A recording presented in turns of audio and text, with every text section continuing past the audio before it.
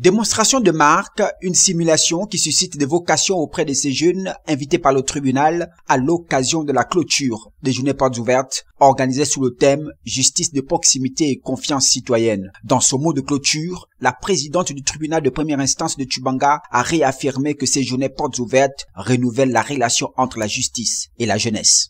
Ce fut un moment fort, non seulement pour la juridiction que j'ai l'honneur de diriger, mais également pour l'ensemble des acteurs présents.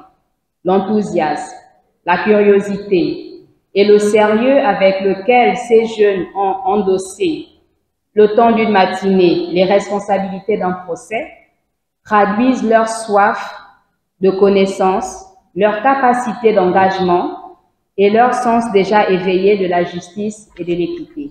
2 jours durant, le public a découvert la diversité des matières juridictionnelles traitées par cette juridiction, qu'elles soient judiciaires ou administratives. Un moment qui a suscité des vocations pour ses élèves.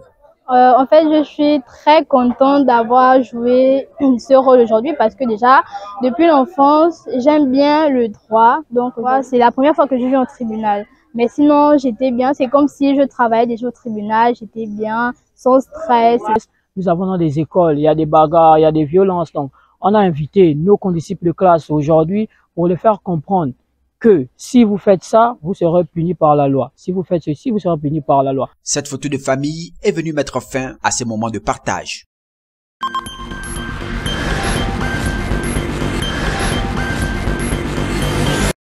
Être une personne vivant avec un handicap n'est pas une fatalité. C'est d'ailleurs dans ce contexte que l'association Ndossi procède à la construction des rampes dans les différentes administrations de la localité. Objectif, faciliter l'accessibilité de cette catégorie de personnes dans les différentes administrations. Je demande aux autorités, aux nouvelles autorités qui dirigent désormais le pays, nous voulons leur juste demander d'être attentifs aux personnes handicapées, de regarder leurs problèmes, de regarder leur situation, de répondre présent parce qu'ils veulent être comme ceux qui sont valides. Voilà, ils veulent vivre comme des valides. Ce sont des personnes. Une personne handicapée n'est pas une fatalité, n'est pas quelqu'un qui doit être rejeté, qui doit être marginalisé. Il doit être quelqu'un qui doit être considéré par la nationale, par les autorités nationales qui sont déjà là pour diriger le pays. Je lance un message au président, au nouveau président de la République, général Brice Clotaire Oligoma, d'avoir une pensée pour les personnes handicapées. Parce que nous sommes aussi des personnes valides qui vont aussi travailler comme ceux qui sont valides. Aujourd'hui, les personnes vivant avec un handicap trouvent désormais leur place dans notre société. Vivement qu'ils rentrent encore plus dans leurs droits.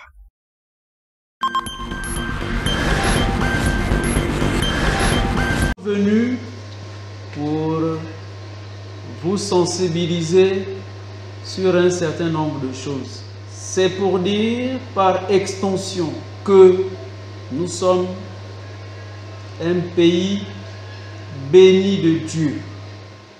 Nulle part au monde où, lorsqu'il y a un coup, par exemple, de libération, nulle part au monde où le sang ne coule jamais. Mais c'est la première fois dans ce monde dans lequel nous vivons. Nous devons remercier les plus hautes autorités de la République à ce sujet. Je pense que tout le monde s'en souvient. Le président de la République, pendant la période de transition, était venu dans la province de la Nyanga. Et partout ailleurs, il a laissé une enveloppe de 7 milliards de francs CFA. Dans toutes les provinces du Gabon, je suis venu avec le sous-préfet, le délégué spécial, le commandant de brigade, le secrétaire général de préfecture et le chef de bureau de la sous-préfecture de Ndenglila pour vous dire qu'il n'y a pas péril en la demeure. C'est-à-dire, de façon triviale, simple, il n'y a pas danger.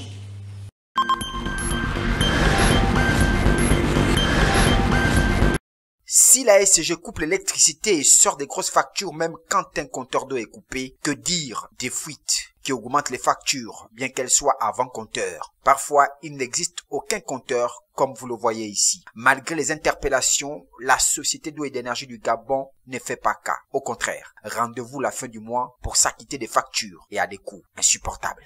À tout moment, quand il y a des fuites, partout où ils ont placé leur conduite, à beau les interpeller, ils ne viennent pas toujours arranger la situation. Et parfois, c'est maintenant les propriétaires de cours en question qui subissent parce que l'eau envahit les parcelles. Non, ils disent que non, ça c'est avant compteur, donc il n'y a pas de danger. Et par contre, quand au finish, quand on va, nous avons des compteurs, on va à la fin du mois pour aller régler les factures. On trouve que toujours il y a des factures faramineuses, on ne sait pas de là où sortent ces factures-là. Une situation qui déplaît certains voisins qui ne peuvent que constater les dégâts. On a un cas dans le quartier vers la route pavée là-bas. Il y a la grande conduite qui amène de l'eau sur notre zone. Il y a une fuite, mais depuis ça fait près de 2 ans qu'ils ne viennent pas arranger et obliger même les propriétaires ont creusé un puits, maintenant où ils puisent même de l'eau sur place. On a coutume de dire, lorsqu'il y a une fuite avant compteur, c'est du ressort de la SCG. Après compteur, la responsabilité revient au propriétaire. Pour ce cas, la fuite est bien avant compteur, mais la SCG depuis 2 ans expose les habitants victimes à un danger d'éboulement.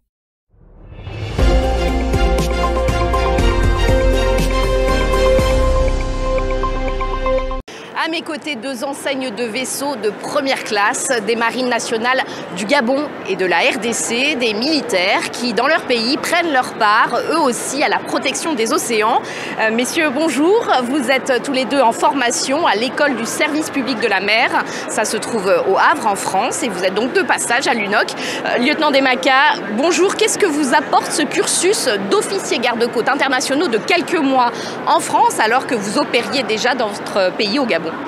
Ce que j'apprends ici, ce que je découvre sur les fonctionnements de la France et de l'Union européenne en général, va me permettre d'accroître mes compétences afin que je puisse, pourquoi pas, ramener ce que je peux trouver de bien dans mon pays, m'aider dans l'opération de nos différentes missions, c'est-à-dire en dehors des missions régaliennes propres à la marine, ce qui est police de la pêche ou bien protection de l'environnement. Et voilà.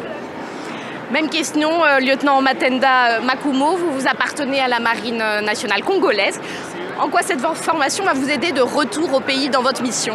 La formation est vraiment très bénéfique parce que j'ai eu à passer à l'école navale. Là, c'était essentiellement pour la guerre. Mais ici, nous sommes en train d'aborder des thématiques comme les droits de la mer, les droits de l'environnement et puis également la gestion de la pêche durable, la protection de l'environnement. Ce sont des thématiques qui pourront vraiment beaucoup aider à mon pays parce que vous savez que le bien-être de l'humanité dépend des océans.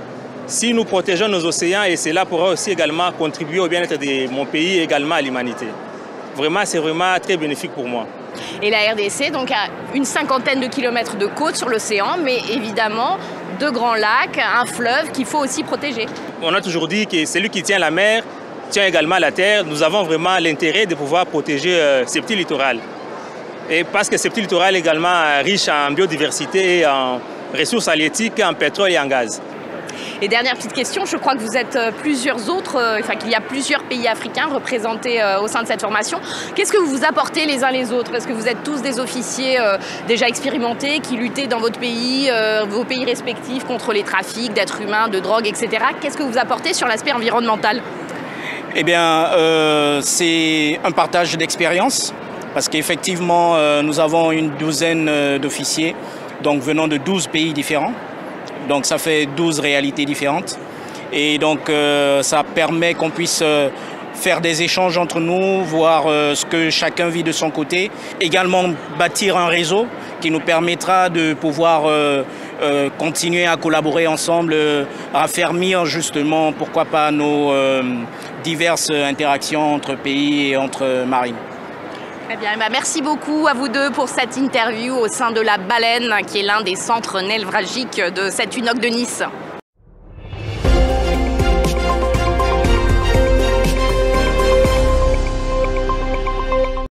Au cœur du littoral congolais, un trésor naturel se dévoile au monde, la baie de Luango.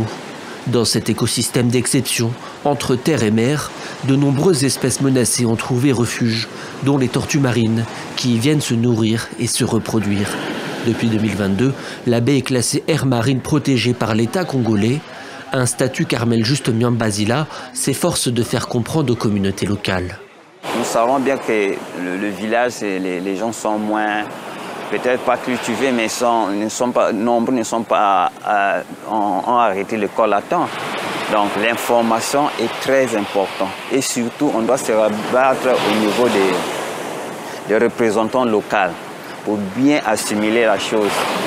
Mais ce ne sont pas les habitants qui menacent l'équilibre de la baie. En l'absence de contrôle sur le terrain, les violations de la part des industriels se multiplient. Pêche illégale, chalutage intensif, surexploitation. Aymar est pêcheur et bien conscient du problème. Selon lui, certains navires chinois franchissent régulièrement la limite des 6000 nautiques, pourtant formellement interdites dans cette aire protégée. Ces Chinois-là abusent. Ils pêchent de jour comme de nuit, ramassant tout sur leur passage. Ils ont des mailles, des très fines mailles qui ne laissent pas passer même le poisson qui est mis bas, qui vient de naître aujourd'hui. Et donc c'est cela. Si on ne prend pas des mesures coercitives à temps, dans les jours à venir, nous allons avoir une pénurie très délicate en matière de poissons. Prendre des mesures pour mieux protéger la zone d'air marine, l'État congolais s'y est engagé, notamment auprès des habitants du littoral. Pour Destin Bibila Kimpolo, militant écologiste, ces promesses doivent désormais se traduire par des mesures concrètes. Je pense que les actions vont se suivre avec les données de terrain. Déjà aujourd'hui, on est passé, on a fait comme une enquête et on a ressenti que les habitants de cette zone sont bel et bien engagés à changer et aussi à protéger l'espace que l'État a jugé bon. Aujourd'hui, 3 aires marines protégées existent sur le littoral du Congo. Une avancée historique pour la conservation des milieux marins soutenue par l'Union européenne.